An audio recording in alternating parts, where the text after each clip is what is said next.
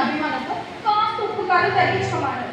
దానికి కోపమే అంకుల్, మా డాడీకి బీపీ వస్తుందని మీరు అస్సలు బెల్లి పెట్టుకోకండి.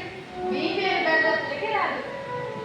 ఎందుకంటే అది ఏ విషయమైనా కడుపులో దాచుతారు. కొండ మద్దతు పడినట్టుగా తింటే బయటికి కట్టేస్తారు. మా డాడీ కోపం కాకపోతే కూడా చల్లారిపోతుంది. పక్కన కూర్చో బాబు, నువ్వు ఇట్లా డిస్టర్బ్ చేయడం బాగాలే. పక్కన